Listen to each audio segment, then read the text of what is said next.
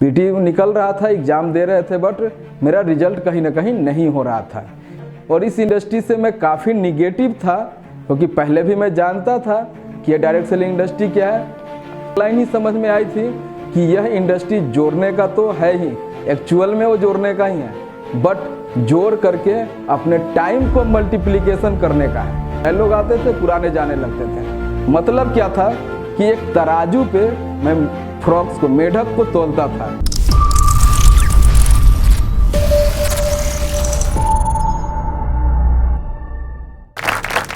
Hi friend, my self नवाब साहब, और basically हम जो है बिहार से रहने वाले हुए, और यहाँ पे हम दिल्ली आए थे 2011 में। मैं दिल्ली आया था, और कुछ अपने बारे में मैं बताना चाहूँगा आपको थोड़ा सा कि मैं कैसे कैसे इस इंडस्ट्री में आया और क्या मेरा बैकग्राउंड रहा है। मैंने 2010 में लॉ पास आउट किया बिहार के एक छोटे से शहर मुजफ्फरपुर ज़िला से, SKJ लॉ कॉलेज नाम था, वहाँ से मैं लॉ पास आउट करके 2011 में दिल्ली आया। कुछ ऐसी कि मैं जुडिशियल सर्विसेज का तैयारी कर पाऊँ, कंपटीशन की तैयारी कर पाऊँ, और जुडिशियल मजिस्ट्रेट बनने की मेरी एक ड्रीम था। उस ड्रीम को ले करके हमने जो है 2011 में दिल्ली आया, और यहाँ पे मैं 2 साल लगभग कंपटीशन की तैयारी की। पीटी निकल रहा था, एग्ज़ाम दे रहे थे, बट मेरा रिजल्ट कहीं ना कहीं नहीं हो रहा था। इसी बीच में मुझे इस खूबसूरत सी इंडस्ट्री का पता चला किसी रिलेशन के द्वारा, रिलेटिव के द्वारा, कि आप जो है एक डायरेक्ट सेलिंग इंडस्ट्री है जो कि आप पार्ट टाइम में आप यहाँ पे करके एक अच्छा सा पैसा बना सकते हैं। फिर मैं इस अपॉर्चुनिटी को देखने के लिए एक गालिब इंस्टीट्यूट है, वहाँ पे गया मैं, जहाँ पे जुडिशियल सर्विसेज के ही जो लीडर्स थे, जो स्पीकर थे वो थे वहाँ पे, और उनके द्वारा मुझे इस इंडस्ट्री के बारे में पता चला। और इस इंडस्ट्री से मैं काफ़ी निगेटिव था, क्योंकि पहले भी मैं जानता था कि ये डायरेक्ट सेलिंग इंडस्ट्री क्या है, मेंबर जोड़ने का है, चैन बनाने का है, इन सब तरह का मेरा कंसेप्ट था। मैं इस चीज़ के बारे में जानता था। बट जब मैं उस इवेंट्स में गया और मुझे वहाँ पे इस इंडस्ट्री की ताकत पता चली कि एक्चुअल में ये इंडस्ट्री कैसे वर्क करता है, और वहाँ से मुझे एक लाइन ही समझ में आई थी कि यह इंडस्ट्री जोड़ने का तो है ही, एक्चुअल में वो जोड़ने का ही है, बट जोड़ करके अपने टाइम को मल्टीप्लिकेशन करने का है। जैसा कि हम सब जानते हैं, हम अगर अकेला किसी भी फील्ड में काम करें, चाहे वो प्राइवेट जॉब हो, गवर्नमेंट जॉब हो, या कोई भी जॉब हो, या हमारा कोई बिजनेस हो अपना, हम जितना टाइम लगाते हैं उतना ही हम पैसा बनाते हैं। और एक इंडिविजुअल आदमी कितना घंटा काम कर लेगा? 10 घंटा, 12 घंटा, 20 घंटा, उससे ज़्यादा तो नहीं कर पाएंगे ना। बट मुझे उस इवेंट्स में पता चला कि जितने भी बड़े लोग हैं वो जो है अपने टाइम को मल्टीप्लाई करके पैसा बनाते हैं, चाहे वो फ्रेंचाइजी मॉडल हो या और भी चीज़ें हों। तो इस इंडस्ट्री के बारे में जो मेरा निगेटिव कंसेप्ट था वो कहीं ना कहीं मेरा दूर हुआ, और मैं भी सोचा कि अगर मैं अपने टाइम को मल्टीप्लाई कैसे कर पाऊंगा अगर मैं डायरेक्ट सेलिंग इंडस्ट्री में नहीं आता हूं। तो उसके लिए क्या है, आपके पास, हमारे पास फाइनेंस होना चाहिए, कोई एक ऐसा इंफ्रास्ट्रक्चर खड़ा करें जहां पे हम भी 10, 20, 40, 50, 100 लोगों को हायर करें और हमारे लिए वो काम करें।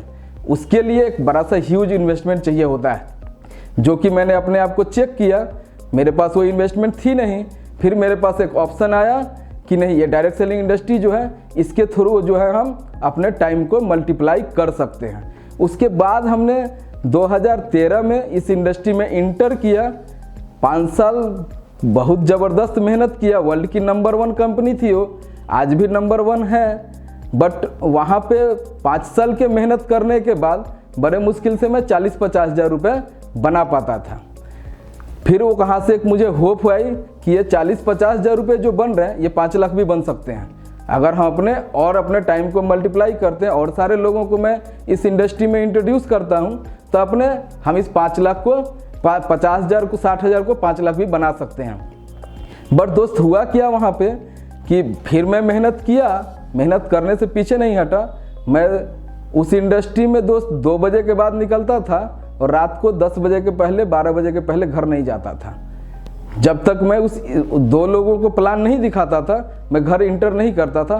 बहुत मेहनत किया, 3 साल और लगे, 8 साल हुए, 9 साल हुए। उसके बाद जो है मैं 70-80 हज़ार रुपये के पे आउट पे तो पहुंच गया। बट जैसे उस पे आउट पे पहुंचा, ग्रुप में मोमेंटम भी आई, लोग ज्वाइन भी हुए, बट जो पुरानी टीमें थी धीरे धीरे खसकनी शुरू हुई।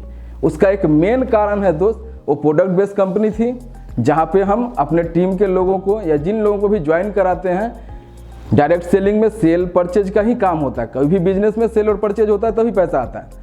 तो हमारे टीममेट जो होते हैं कंपनी का प्रोडक्ट्स खरीदते हैं, उस प्रोडक्ट्स पे हमें जो है बिजनेस मिलता है और उस बिजनेस के अकॉर्डिंग हमें कमीशन आती है। बट होता क्या है दोस्त, प्रोडक्ट बेस्ड कंपनी में जो मैं जान पाया कि जो पुराने लोग होते हैं कब तक वो प्रोडक्ट्स को खरीदते रहेंगे, क्योंकि सेल करना बड़ा ही टफ चीज़ हो जाता है। और वो जो लोग सेल नहीं कर पाता या फिर सेल नहीं किया वो यूज करते हैं, और हर महीने 10,000 15,000 रुपये का प्रोडक्ट्स यूज करना बड़ा टफ चीज़ होते गया। नीचे के लोग पैसा नहीं बनाते थे। मैं तो अपने एफर्ट के अनुसार, चूँकि मैं टाइम भी बहुत ज़्यादा देता था, एफर्ट्स भी लगाता था, मेरा विजन भी क्लियर था, तो मैं तो पैसा बना लेता था। बट हमारे जो पुराने लोग थे वो कहीं ना कहीं पैसा नहीं बना रहे थे, जिसके कारण से वो धीरे धीरे सिस्टम से आउट होने लगे। और मुझे अपलाइंस के द्वारा या जो भी मुझे मेंटरिंग कर रहे थे उनके द्वारा बताया गया कि आप रिक्रूटमेंट और तेज करिए। मैं और रिक्रूटमेंट तेज किया और भी पुराने लोग जाने लगे, कुछ नए लोग आते थे, पुराने जाने लगते थे। मतलब क्या था कि एक तराजू पे मैं फ्रॉक्स को, मेढक को तौलता था, जो कि आप समझ सकते हैं तराजू पे मेढक को तौलना कितना टफ चीज़ है। पहले वाला नीचे उतर जाता था फिर नया डालता था। यही सब सिचुएशन दोस्त चलती रही और ये सिचुएशन लॉकडाउन तक चली। लॉकडाउन में पे आउट भी आता था, कुछ ना कुछ आता ही था। 20,000 15,000 25,000 रुपये आ रहे थे। फिर मुझे लॉकडाउन में भी एक विजन ये क्लियर हुआ कि जब सारी इंडस्ट्री बंद थी, हम पैसे से वकील हैं, वकालत करते थे, 10 साल का मेरा प्रैक्टिस है वकालत की, अच्छा पैसा वहाँ से भी बनाते थे, 1,00,000 1.5 लाख रुपए की मेरी प्रैक्टिस थी वहाँ पे। बट लॉकडाउन में जीरो हो गई थी दोस्त। बट जो मैं 9 साल 10 साल वहाँ पे उस इंडस्ट्री को दिया था, जिसका नाम है डायरेक्ट सेलिंग इंडस्ट्री, वहाँ से मुझे 20-30 हज़ार रुपये 25,000 रुपये की पे आउट आती थी। मुझे वहाँ पे भी एक स्ट्रॉन्ग विजन मिला कि जो मैं 10 साल काम किया था वो कहीं ना कहीं उसका रिजल्ट मुझे आया। और जब सारी इंडस्ट्री बंद थी तब भी पैसा आया। उसका कारण था लोग दोस्त प्रोडक्ट खरीदते थे ऑनलाइन के माध्यम से, उनके घर पे प्रोडक्ट जाता था और कहीं ना कहीं मेरा टर्नओवर होता था और उस टर्नओवर पे कमीशन हमको जनरेट होता था। तो लॉकडाउन में भी मेरा विजन क्लियर हुआ कि नहीं, ये इंडस्ट्री जो है वाकई बहुत खूबसूरत है। हम जैसे मीडियम फैमिली के लिए, हम लोग मध्य वर्गीय परिवार से आते हैं, जहाँ पे आप जानते हैं इंडिया के लगभग बहुत 60-70% पीपल्स जो हैं मीडियम फैमिली में आती है। तो वहाँ पे भी मेरा एक स्ट्रॉन्ग डिसीजन बना, विजन क्लियर हुआ कि नहीं, ये डायरेक्ट सेलिंग इंडस्ट्री वाकई बहुत खूबसूरत है। फिर दोस्त यही सब चलते रहा। बट EMI थोड़ा सा ज़्यादा थी, खर्चे आप समझ सकते थे। जब अब आपका एक इनकम बंद हो जाती है तो खर्चा चलाना कितना मुश्किल हो जाता था। धीरे धीरे लॉकडाउन में नया बिजनेस तो नहीं निकलता था, पुराने बिजनेस से ही, पुराने टीममेट से ही पैसा आते थे। बट क्या हुआ, पुराने लोग भी धीरे धीरे, क्योंकि आप जानते हैं लॉकडाउन में लोगों के पास पैसे की कमी होते गई, धीरे धीरे वो चीज़ सिचुएशन आती गई कि वहाँ भी पे आउट न के बराबर आने लगी। फिर वहीं पे एक और कंपनी मुझे मेरे फ्रेंड के द्वारा मिला, वो साउथ कोरियन कंपनी थी। मैंने उसका प्रोडक्ट्स को ट्राई किया, प्रोडक्ट्स वाकई अच्छा था, उसका कंपनसेशन प्लान देखा, अमेजिंग, बहुत अच्छा था। अभी वो प्री लॉन्चिंग के में थी इंडिया में, तो उसको भी मैंने ज्वाइन किया। जब उसको ज्वाइन किया तो बहुत सारी डिफ़िकल्टी आने लगी टीम्स के द्वारा। जो पुरानी मेरी टीम्स थी, उनके अप्लायंस और मेंटर जो हमारे थे कि 2-2 कंपनी आप कैसे कर रहे हैं। मैंने कहा ठीक है, अगर 2 कंपनी नहीं कर सकता, आपको दिक्कत है, मैं रिजाइन देता हूँ। मैं उसी समय रिजाइन दिया और फिर उस कंपनी, कोरियन कंपनी को ज्वाइन किया। दोस्त वहाँ भी 1700-1800 लोगों की टीम बनाया मात्र 4 से 5 महीने में। बट अगेन दोस्त, प्रोडक्ट बेस्ड चीज़ में, प्रोडक्ट बेस्ड जो बिजनेस होता है, जो मैं समझ पाया, हो सकता है मैं गलत होऊंगा, बट जो मैं आज तक समझ पाया कि प्रोडक्ट बेस्ड बिजनेस में हमारे मेहनत से तो पैसा बन जाता है, पर हर इंडिविजुअल आदमी जो हमारा टीममेट आता है वो इक्वल मेहनत नहीं करता, और या फिर वो सेल नहीं कर पाता है तो कितना प्रोडक्ट्स अपने घर में कंज्यूम करेगा। तो वहाँ भी सिचुएशन से यही कंपनी लॉन्च करी। लगभग मेरे काम करने के 3-4 महीने के बाद प्री लॉन्चिंग में ही हमने अपना वहाँ पे टीम बनाया। बट वहाँ भी 1700-1800 की टीम बनाने के बावजूद दोस्त 20,000 रुपये से ज़्यादा के पे आउट पे नहीं पहुँचा। फिर मेरे अंदर वो धीरे धीरे फ्रस्ट्रेशन आने लगी, जो कि मैं मेहनती हूँ शुरू से, मेरा विजन क्लियर है कि डायरेक्ट सेलिंग इंडस्ट्री में ही मुझे कैरियर बनाने हैं। फिर मैं सोच रहा था अरे क्या करूँ, यहाँ भी कुछ नहीं हो पा रहा है। उसी समय मेरे एक बहुत अच्छे दोस्त हैं अमरजीत जी, उन्होंने मुझे एक और इंडस्ट्री के बारे में बताया, जो बोला कि सर आप ना फाइनेंशियल एजुकेशन आप ले लोगे ना, चूँकि आप पढ़े लिखे हो, जैसे आप लॉ की पढ़ाई बिहार से करके दिल्ली आए और दिल्ली की में वकालत कर पा रहे हो, वैसे ही अगर एक एजुकेशन है फाइनेंस मार्केट की, जहाँ पे ट्रेडिंग वगैरह की होती है, अगर आप उसको सीख लोगे सर 2 से 5 हज़ार रुपये आप डेली का ट्रेड करके बना सकते हो। मैंने कहा ये तो मैं कर सकता हूँ, क्योंकि यहाँ पे मुझे ये समझ में आई कि मैं मेहनती हूँ और ये हमारे ही कंट्रोल में है, किसी के कंट्रोल में नहीं है। तो मुझे ये समझ में आई कि एजुकेशन तो मैं ले सकता हूँ, मेहनत तो मैं कर सकता हूँ, पढ़ तो लूँगा मैं, और पढ़ के अगर ट्रेडिंग करना है तो कर लूँगा, वो मेरे बस की है। मैंने उसी समय हाँ बोली और उनको बोला कि बताओ इसके लिए क्या करना होता है। उन्होंने कहा कि देखो किसी भी इंस्टीट्यूट में या किसी भी कोर्स को आप लेते हो तो आपको कुछ ना कुछ फ़ी पे करने पड़ती है, तो ये भी जो है यहाँ भी आपको कुछ फ़ी पे करना पड़ेगा, और वो फ़ी पे करोगे तो ही सिखाएगा। मैंने कहा ऑब्वियस सी चीज़ है, किसी भी चीज़ को मैंने वकालत करी है तो फ़ी दिया है, जुडिशियरी की यहाँ पे कोचिंग कर रहा था, फ़ी दिया था, बेशक मेरा एग्ज़ाम नहीं निकल रहा था, बट पढ़ने के लिए फ़ीस तो देना पड़ेगा। मुझे ये बात समझ में आ रही थी, मैंने कहा ठीक है मैं फ़ी जो लग रहा है मैं दूंगा।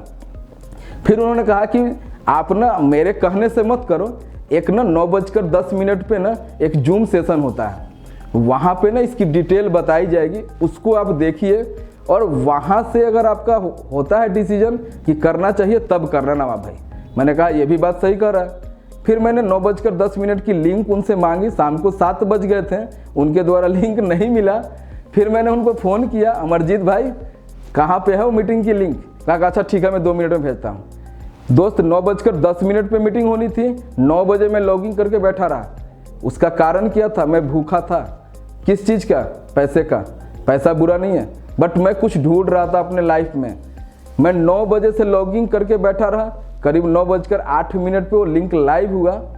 लोग वहाँ पे अपना आए, प्रेजेंटेशन को दिया, शुरुआत वहीं से हुई एजुकेशन से। बट किसी भी फाइनेंशियल चीज़ में जाओगे तो कोई एक प्रोडक्ट लेके नहीं आता। आप मिठाई की दुकान पे जाओ, एक मिठाई केवल वो रसगुल्ला नहीं बेचता, गुलाब जामुन भी बेचता, बहुत सारी चीज़ें बेचता है।